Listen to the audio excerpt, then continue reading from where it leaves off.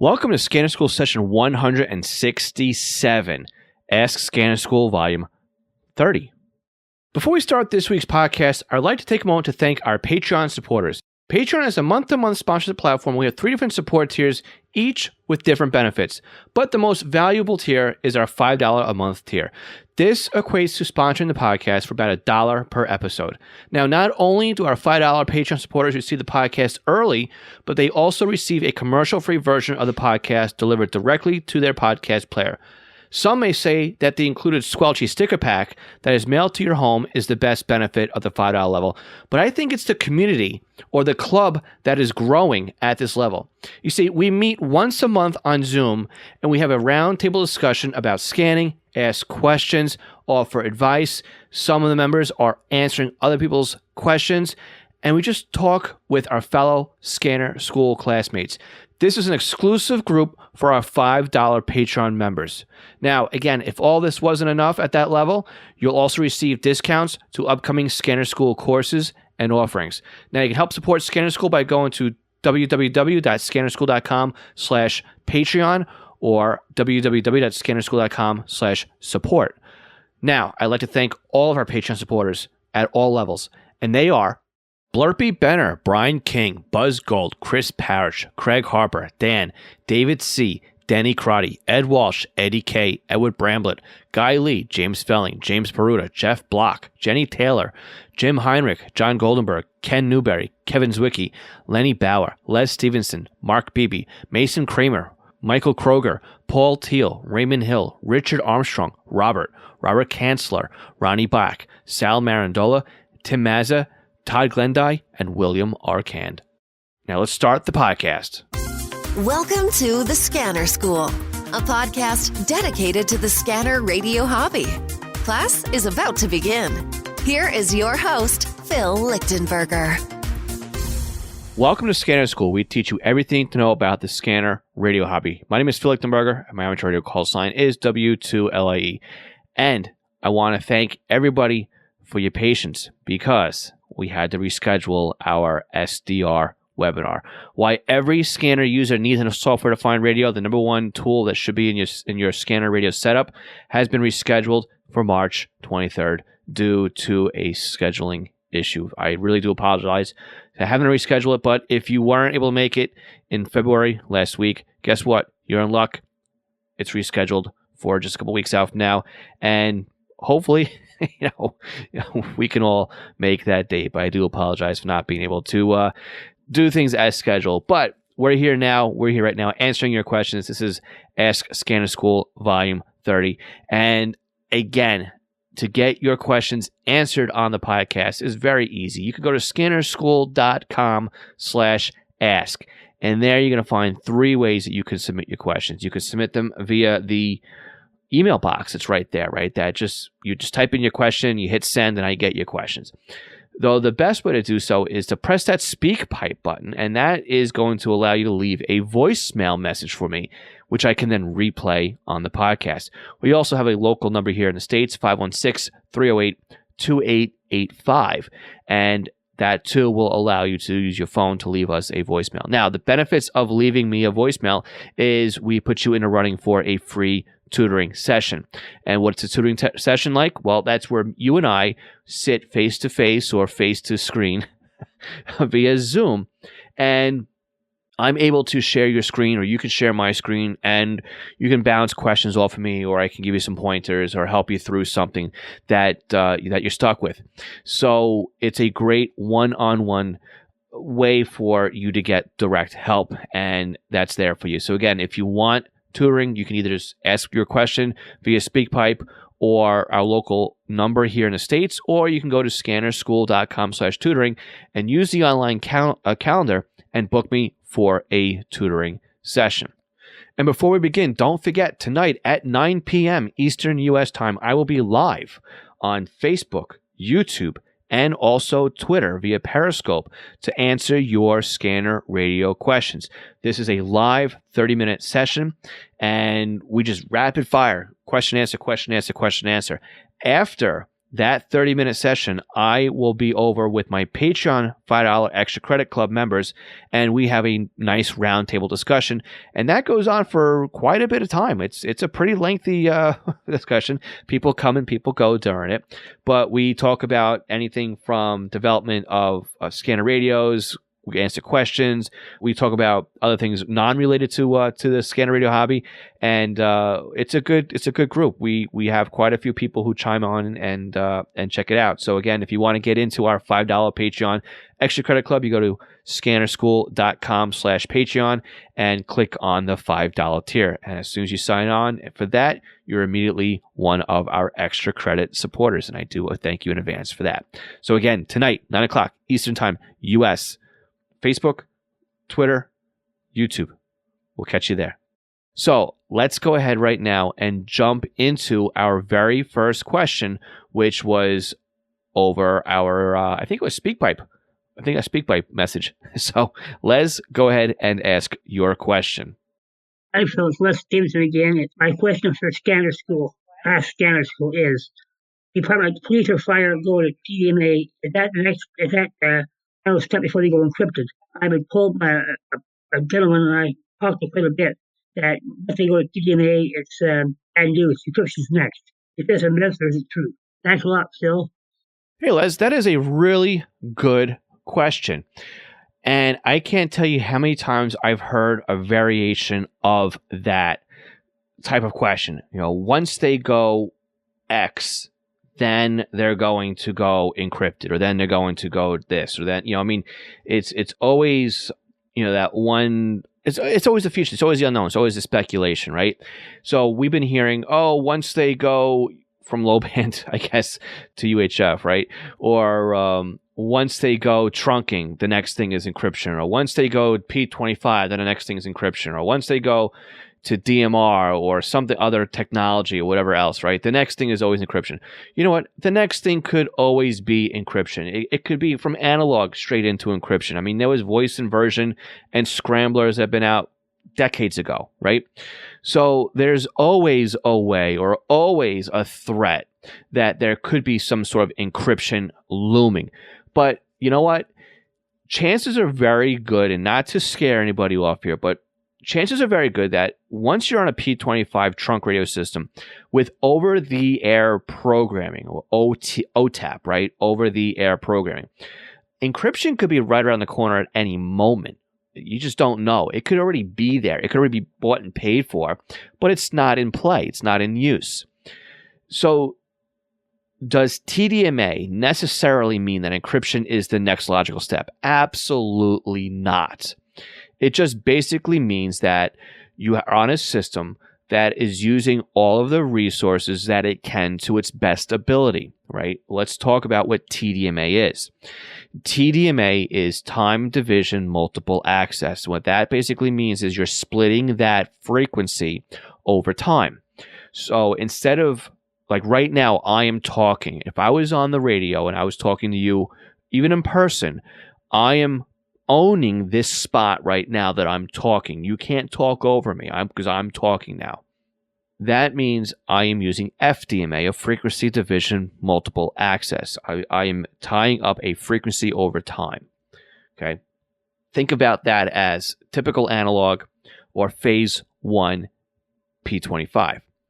Now, if you and I were talking back and forth, that would be time division multiple access, because I'm talking, then you're talking, then I'm talking, then you're talking. The key here is we're both talking for the same amount of time, basically, for a second and a second and a second and a second, right? Because it's a hard-coded time on here. But for the example is we're sharing the same frequency, right? But we're splitting it over time. And that's what TDMA basically does, is it flip-flops. User 1, user 2, user 1, user 2, all in the same frequency. So if you're using it on a trunk system, that just means basically that talk group 1, then talk group 2, then talk group 1, then talk group 2. It happens so fast that our ears can't pick up on the fact that it's flip-flopping back and forth between two users. We're talking like milliseconds here, right? We're never going to hear it. To further push my point, technology on the cell phones, I believe it was with TDMA, would have 8 time slots available. So you'd have the control channel and 7 voice paths typically, or a control channel and then a data channel and then voice channels after that. And then all the other radios in the stack would just be dedicated for voice channels with time slots on them. And again, if you're using your telephone, you never knew that you were sharing that frequency with 7 other people because it happens so quickly over time. You never notice the breaks in the transmissions. So the same thing just happens a lot slower, though, on P25 because it's a two-way medium, right? So is the next logical step encryption? Absolutely not. Basically what you're doing is, like I was saying before, is that you've got a system that is being maximized to its ability. So every talk group, or every frequency rather, is split in half. So if you have 10 frequencies, not counting the control channel frequency, if you got 10 voice frequencies in your pool, you can put 20 users on them at one time when you use TDMA. Okay, you just doubled your resources. So that could be the reason why your system went from phase 1 to phase 2, because it just needed more resources there. Or it could just be that they wanted the upgrade. So you never really know what's going on, right? Until you start digging into it and finding out what the reasons are. And again, too, they may just decide to do TDMA out of the gate. I know a lot of systems out there are doing hybrid. I'm watching a system out here in Suffolk County, New York, and they've got a couple of phase 1 and phase 2 talk groups on the same system as they're building it out. So it could be they're just flipping the switch on a few of them just to see how they work and how they sound and how they're going to operate as compared to the other talk groups that are out there. So I do not agree with your buddy. I don't believe that just because something went TDMA that the next step is encryption. Okay.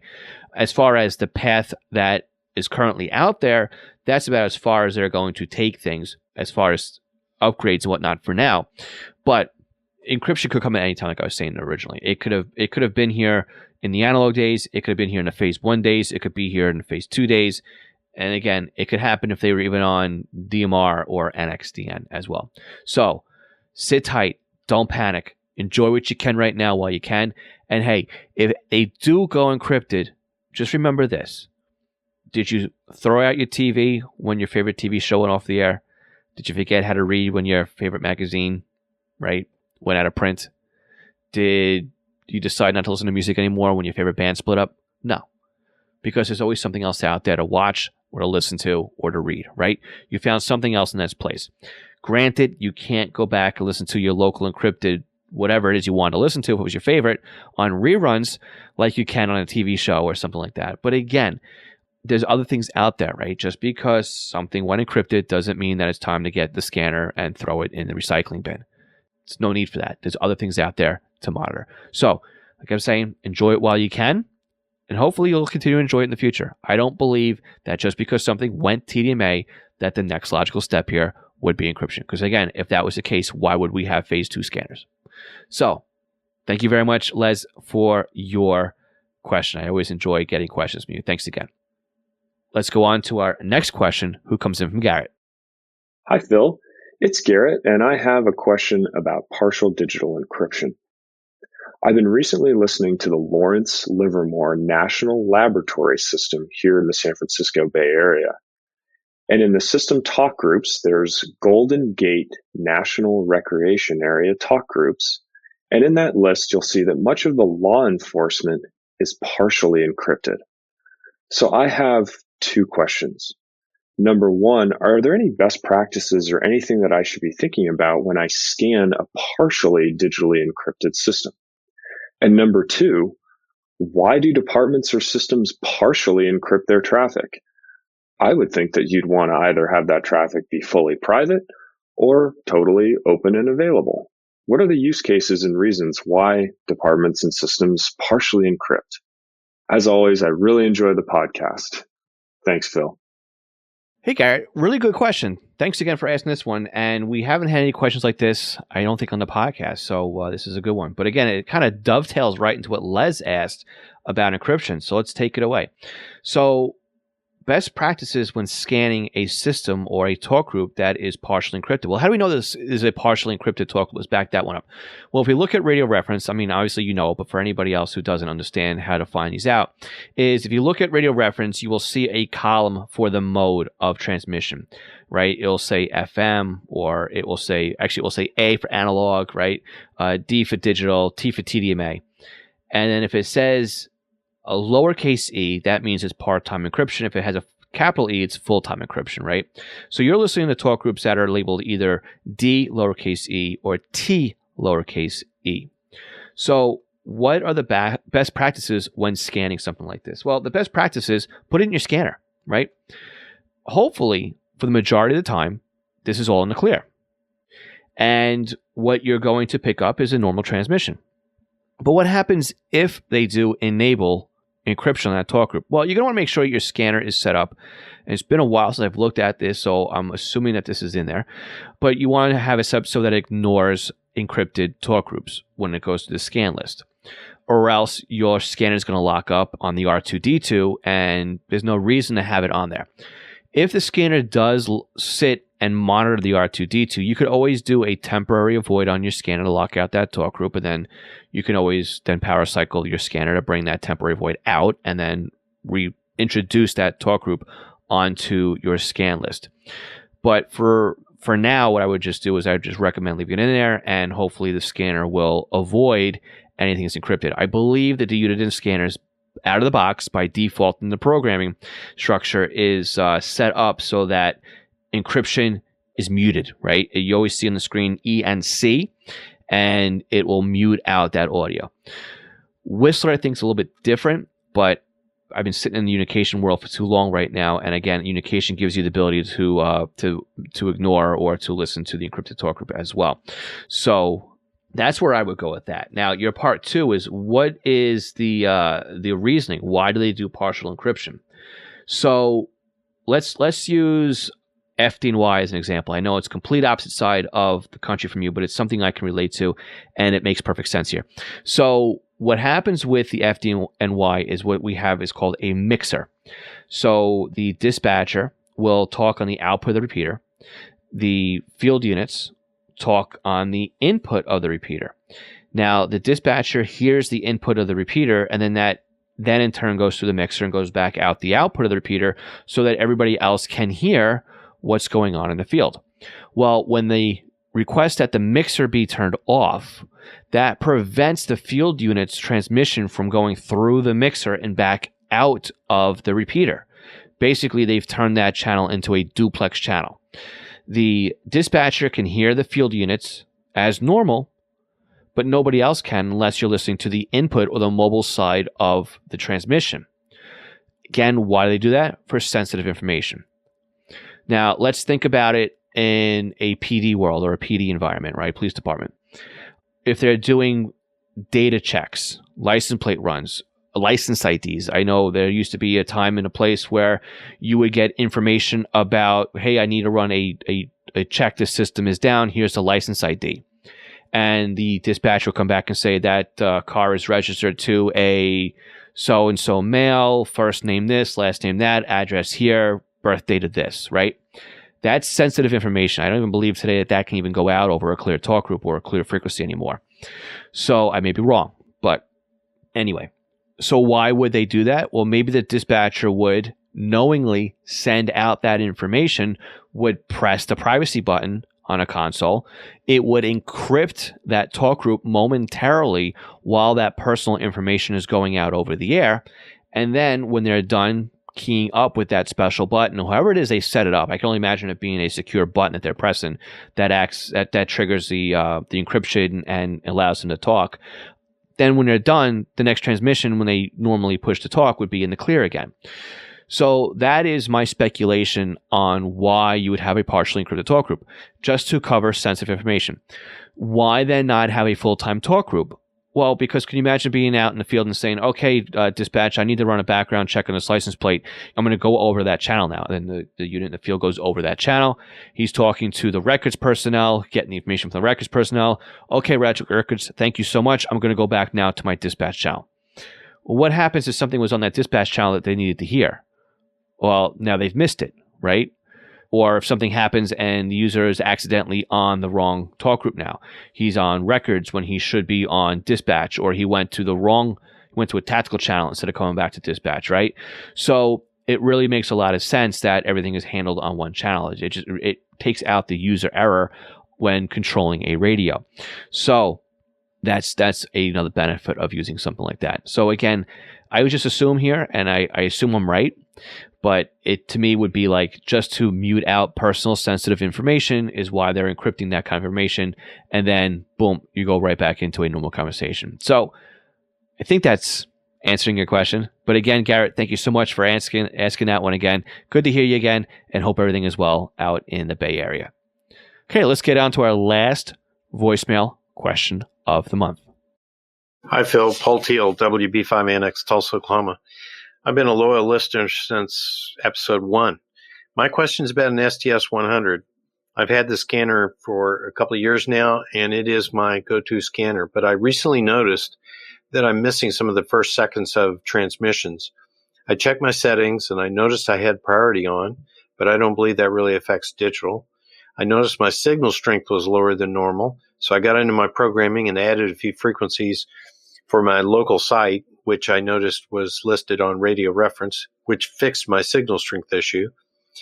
I'm locked on a single site, a single department, and a single talk group to avoid delays coming from scanning, but I'm still missing parts of conversations. Now, it's not with every conversation, just some. Is there a setting I should check? Is this just something the STS can't decode that fast to catch quick conversations? I appreciate any ideas you have. And keep up the great work on the podcast. It's going great. 73. Hey, Paul. Thanks again for your question. And thank you so much for your continued Patreon support. I enjoy seeing you every month on our Patreon meeting. And it's great to hear you with this question. And this is a fairly common issue with the scanner, but not too many people complain about it, believe it or not. And it just screams to me an issue with your P25 or digital wait time. It's a very simple parameter to check and very simple to look at. So when we have our radios programmed in Sentinel, I'm assuming now this could be either conventional or a talk group function, okay? Let's talk about conventional for now, since it's very easy we can do here. You have two modes of operation on your scanner. You've got analog and you've got digital, right? But you also have a third, which is called ALL. A-L-L, if you can't tell through my accent. What happens is when you tell the scanner that it's an analog transmission, the scanner knows, okay, I don't have to worry about a digital wait time here. It's an analog transmission. Likewise, when you tell the scanner that frequency is a digital frequency or in digital use, the scanner doesn't need to wait for a digital voice. It knows right away it's digital. I'm also speculating a lot of your problems happen on the analog side of the house and not the digital side of the house.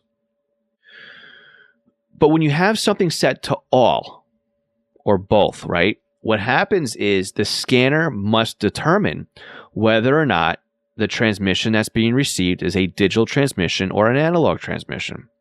So you have what's called a digital wait time. And in Sentinel, that's located all in the right-hand side of the grid. And by default, it's set up to 400 milliseconds, which is pretty darn close to half a second. During that half a second time frame, the scanner is trying to determine whether or not it's digital or analog. If it's digital and it knows it within that 400 milliseconds, it will then kick on the whole digital circuitry and pass the audio that way.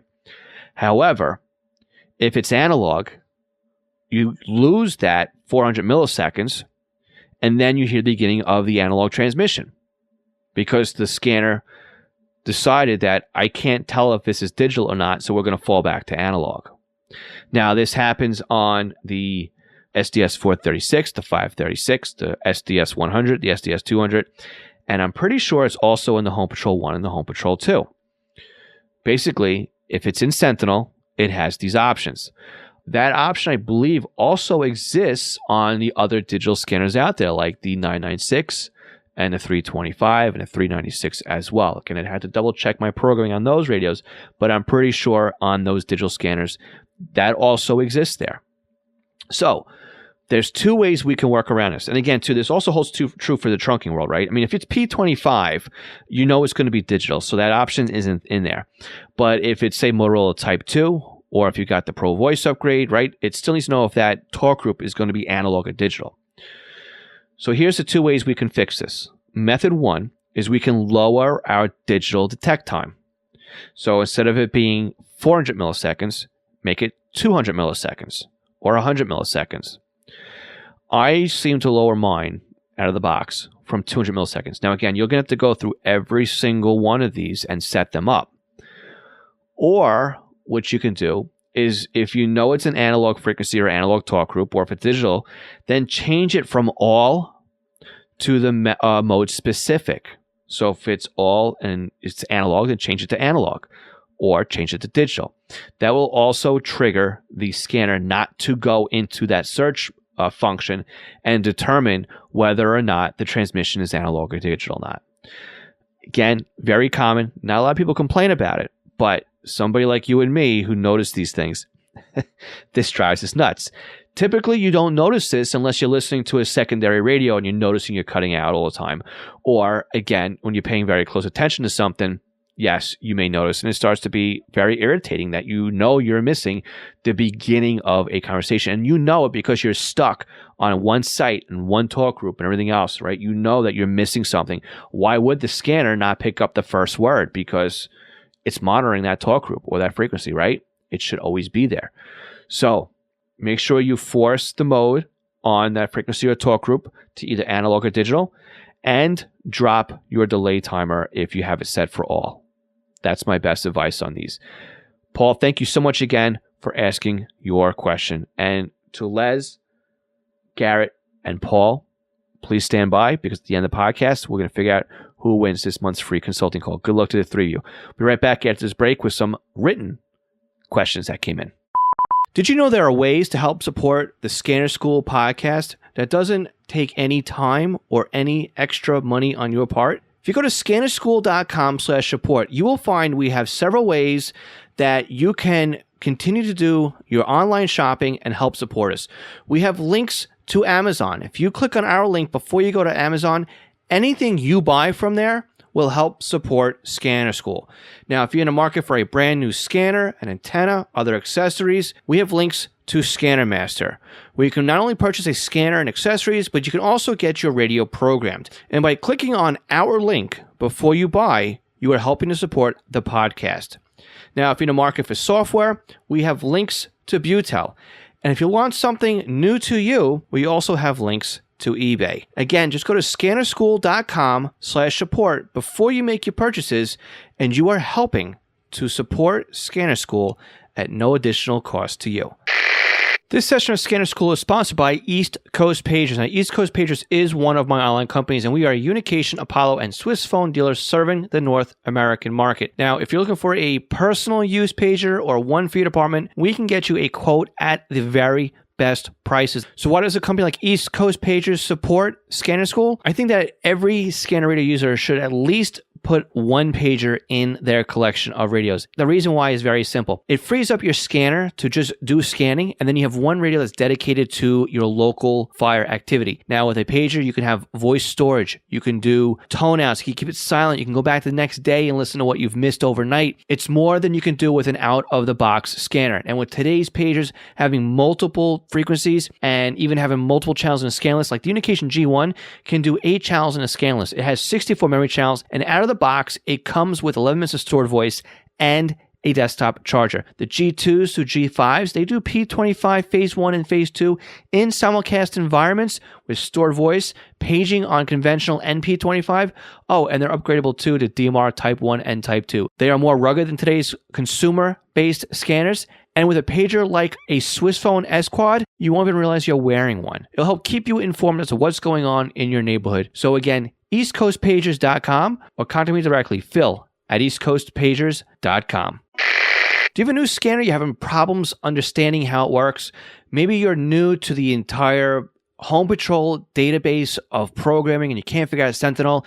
Did you get a new SDR and you're trying to figure out how to install it? Or you want to learn how to use Unitrunker, DSD+, maybe set up a PiAware, or even just make some changes and you don't understand how the system and the equipment works, the podcast might be great for you, but maybe you need a little bit more of one-on-one help with setting something up. I'm available to do just that with you with our private tutoring sessions. You can book me online by going to scannerschool.com/consulting for a 1-hour session. And it's great because we can actually share computer screens remotely, and I can guide you through step by step as if I was sitting right next to you. So again, book me for an hour at scannerschool.com/consulting for your Scanner Radio one-on-one tutoring session.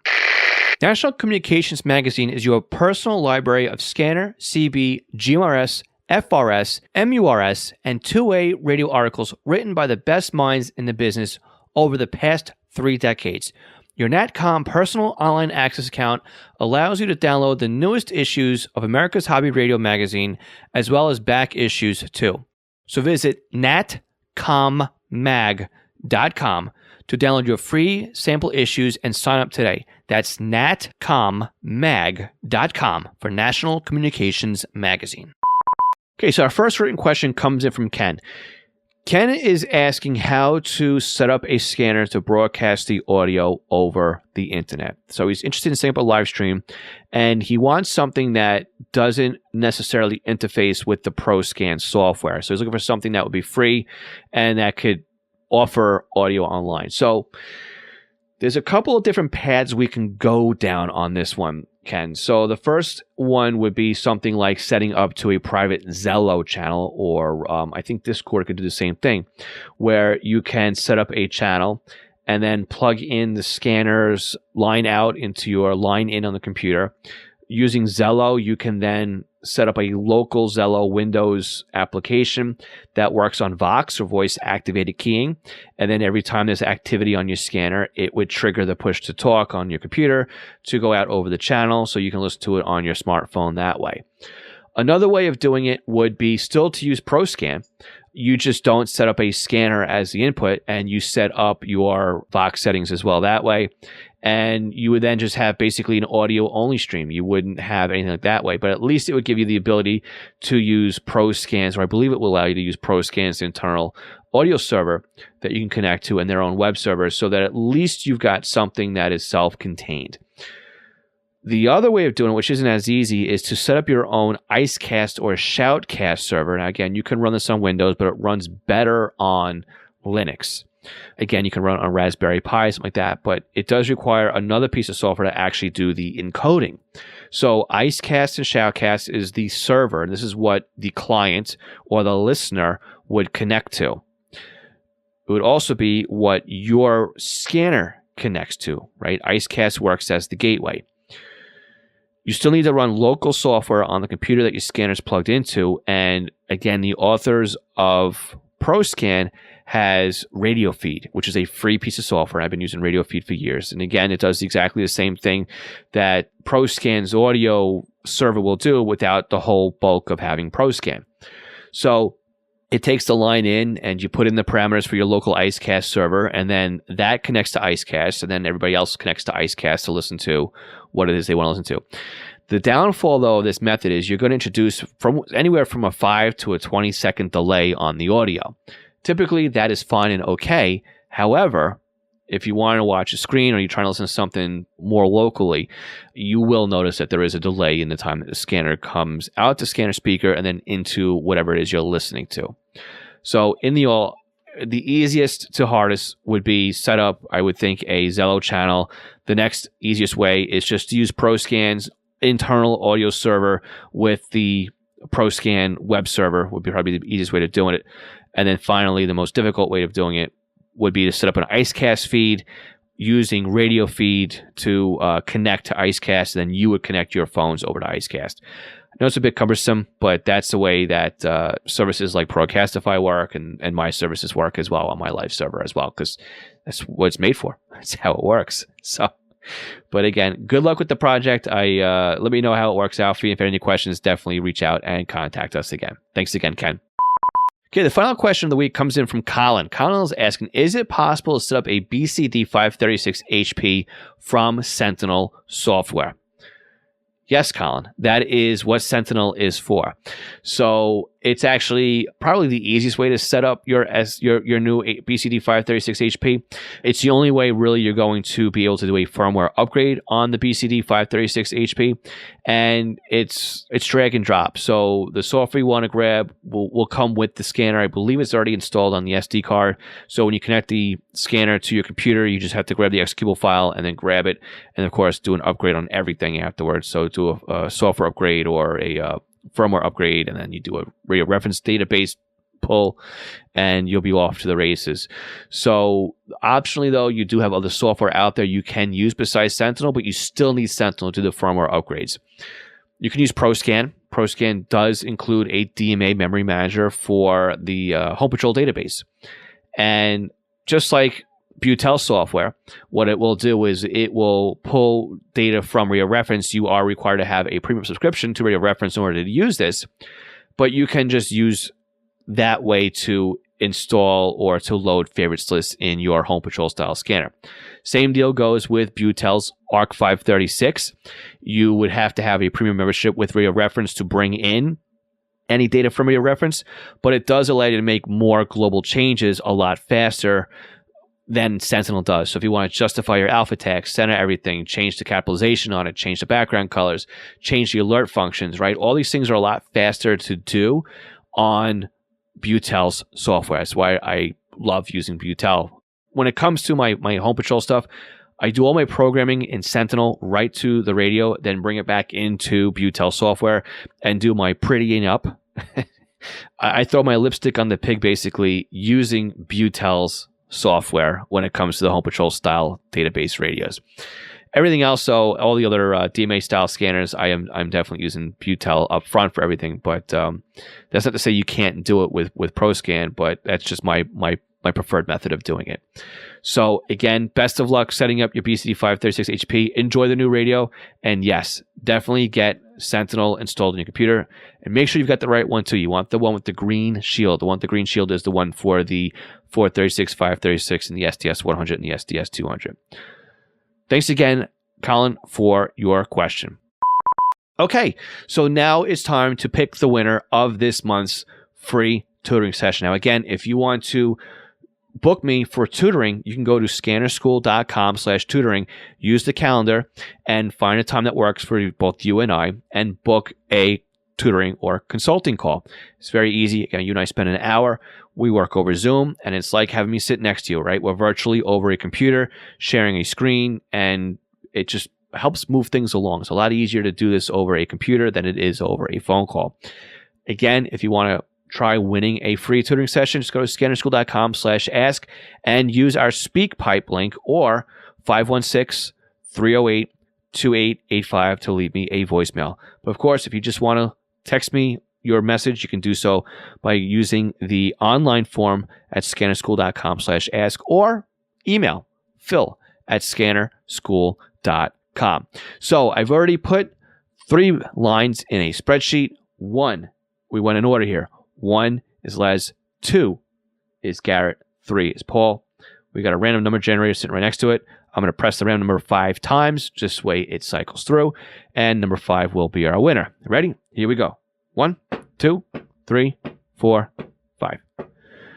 All right, Paul, congratulations. You are our winner for this month. Paul, I will reach out to you, or you can reach out to me, and we can book that free tutoring call. And again, if you're still struggling with this delay timer on the digital, we can definitely tackle it during that as well.